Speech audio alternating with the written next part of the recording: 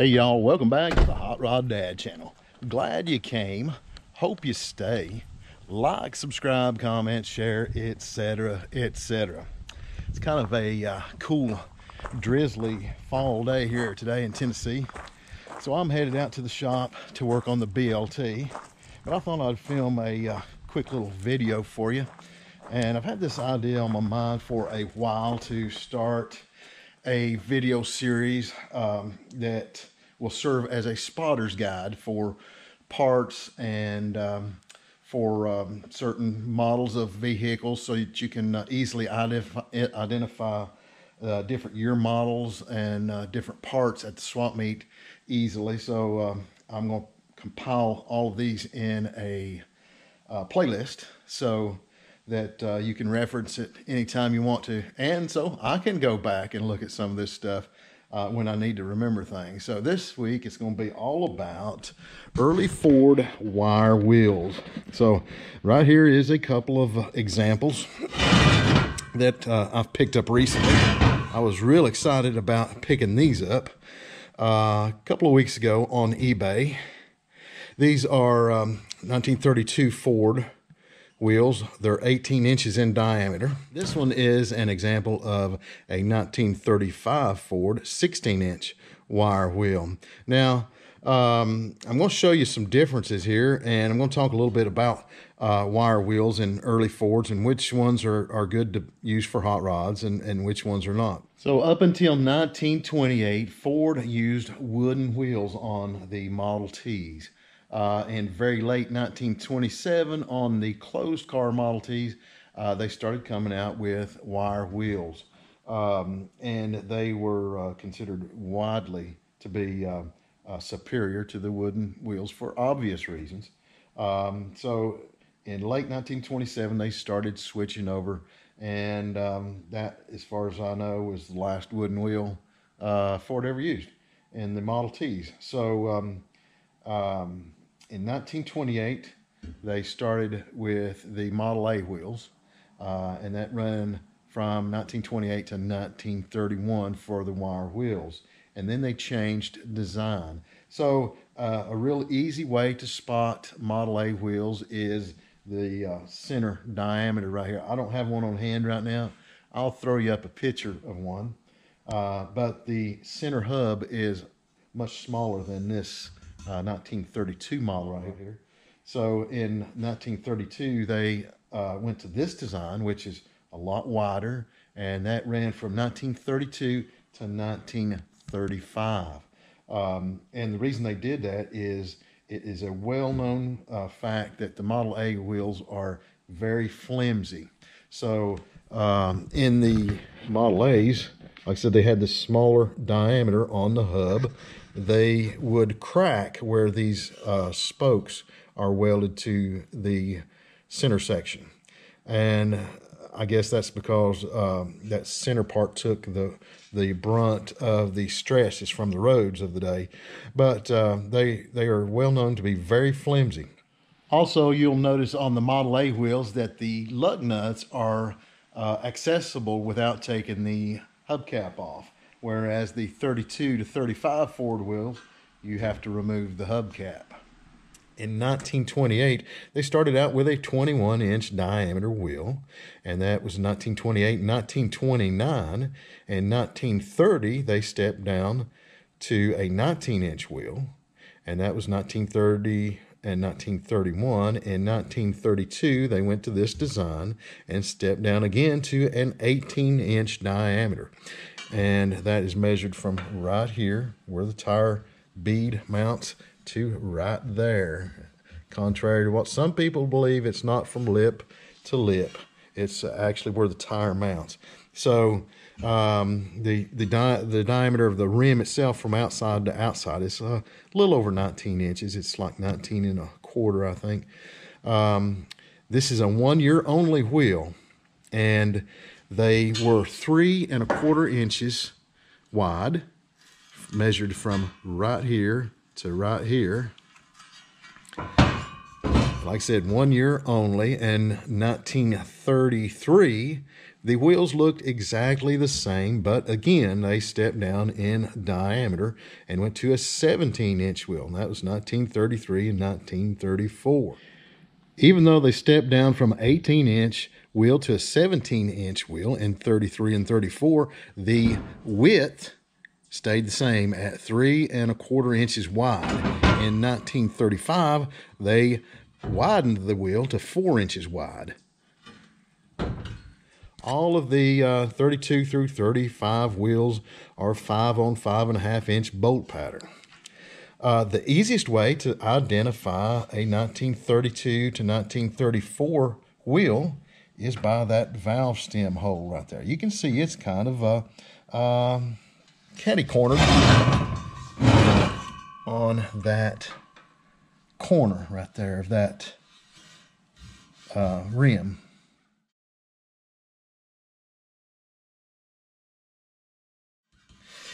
So I'll show you by comparison right here, the 1935, it's flat in this flat area right here. So it's on the corner right here, 1932 through 1934, and flat on the side right there at 1935.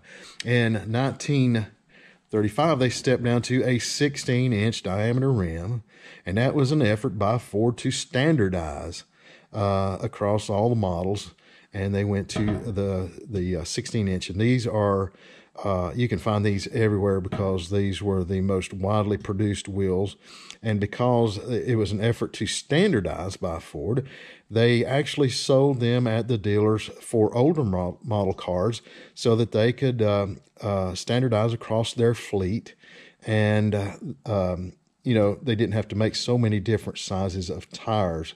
Of course, that was in the Depression era, and in an effort to standardize and to you know, not use all the resources making so many different sizes of tires, they stepped down to a 16-inch, and that remained the standard for many, many years for Ford. So all of the years 1932 to 1935 measures about 5 3/4 inches diameter right there from inside lip to inside lip, and the hubcaps are interchangeable among all those years.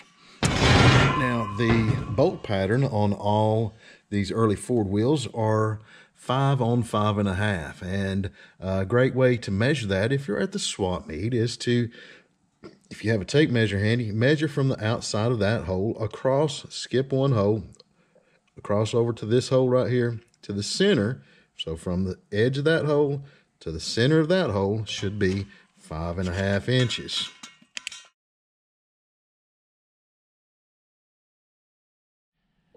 Now, the great thing about that little bolt circle measuring trick is it works on any 5-lug wheel, from Model A wheels or this 32 Ford wheel all the way up to modern wheels. So I've got this cool little keychain tape measure that I take along with me and just throw it in my pocket when I'm going to swap meet. And it's easy to identify the bolt circle of any wheel that you're looking at that way. Okay, now that we've talked a little bit about identifying the different year models of these wide wheels, I'm going to show you the things to look for on these. So the first and foremost thing you want to look for is pitting on the inside of the rim right there. So if there's got a lot of heavy pitting on it, you know, chances are if it's sealing up real good is not very good. Of course, all of these early rims are recommended to use a tube type tire with these. So, you know, the tube's going to seal up some on the inside. And if it's got some light pitting, you can deal with that. This one's in really, really nice shape. So that should not be an issue. And the other thing to look out for, a lot of times they would hold water and they would rot out around the valve stem. So that's another thing to look for. And the third thing, and probably the most obvious thing, is you want to look for bent spokes.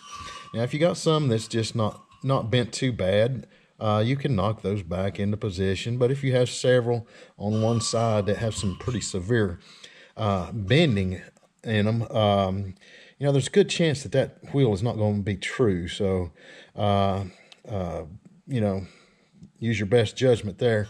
But the other thing to look for is if you're buying a wheel with a tire mounted on it, it's kind of a gamble, because this wheel can look very good on the outside.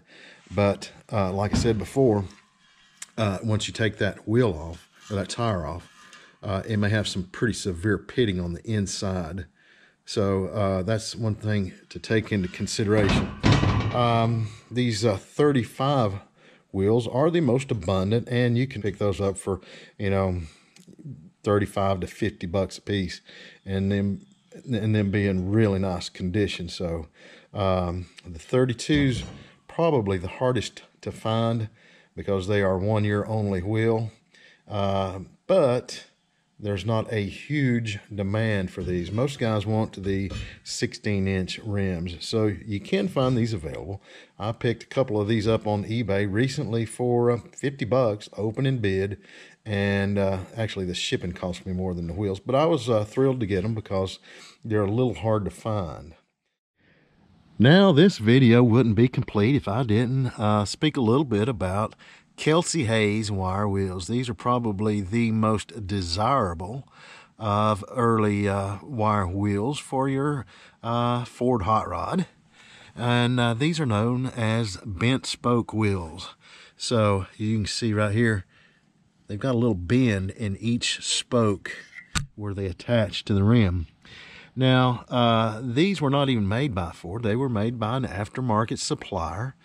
And they made wheels for, you know, most automotive manufacturers back in the day. Right there's a good shot of the bend right there. These are not welded spokes, as you can see right there on the inside of this one. They actually pass through the center section right there, and they're, I guess they use like a riveting process. I'm not exactly sure how they did that, but you can see the spokes, the ends of the spokes on the inside. Now, if I took this tire off, you could see in there too the spokes, the ends of the spokes, and they're kind of rounded off. They look very much like a rivet. Also, one identifier, can't see it too good, this is all crusty, but this center section right here has got a little divot right there, just a little dimple where that spoke passes through. So there's your key indicators on the Kelsey Hayes wheels. Also, one good indicator is if this wheel were off, right in here somewhere beside this valve stem, normally they have a KH stamped in the wheel itself. So there you go. That's very expensive wheels if you can find them. This one, unfortunately, is toast, and it's good for not much more than yard art. So wish I had a whole set of those, but I don't, so I'm not going to cry about it. So to recap, if you are looking for early Ford wire wheels for your traditional hot rod, what you're looking for is 1932 to 1935. Leave the Model A's alone. Leave them for the antiquers and the restorers because they're very weak. The 1932 was 1 year only, 18-inch diameter. 33 and 34 went to 17-inch. And then in 1935, they stepped down to 16-inch to standardize. So if you're looking for early, traditional wheels for your hot rod, those are the years you want to look for the wire wheels. In the 40s, they kind of stepped away from the wire wheels. The hot rodders did. 1935 was the last year for early Ford wire wheels. And just as they replaced the wooden spoke wheels because they were stronger, the steel wheels replaced the spoke wheels because they were stronger again. And then, in the late 50s and 60s, you started seeing mag wheels and custom wheels. So, but if you're looking for, a traditional look for your hot rod, Spoke wheels are a good way to go, but remember, they're not going to be nearly as strong as the steel wheels. If you're just building a little lightweight car, you know, with not a whole lot of horsepower by modern standards, they'll hold up just fine. You can see right here, I've got the 18-inch 32 wheels mocked up on the BLT. Unfortunately, I'm kind of limited by the tire size, so I've got some cardboard cutouts mounted on there just to kind of get an idea of the size. If there's any drawbacks to the 17 and 18-inch wheels, it's tire selection. They're kind of limited on tire sizes. This represents a 718, basically a truck tire from Coker Tire. It's the pie crust Firestone bias ply option, and it's going to be a little bit too large. Probably a 600 18 600 or 650 18 would be perfect as far as the diameter. I wanted to keep to about a 30-inch tire, 30 or 31-inch tire on the back of the BLT here, but this is about the only option Coker has for the 18-inch wheels, unless you go to the Excelsiors, which is a bias ply look radial, and they are very expensive and cost prohibitive to most guys. But if in the old bias ply Firestones, this is about the only selection they have. So I guess I'm going to go with the 16s on the back of the BLT here, and I'll go with a 716, which is about a 30 and a half inch tire. So hope this video helped you. If you did, give it a big thumbs up, like, and subscribe. Trying to get to 5,000 subscribers by the end of the year, and it sure would be nice to make it. So if you haven't already, like I said, like and subscribe. And until next time, y'all get out there and build something.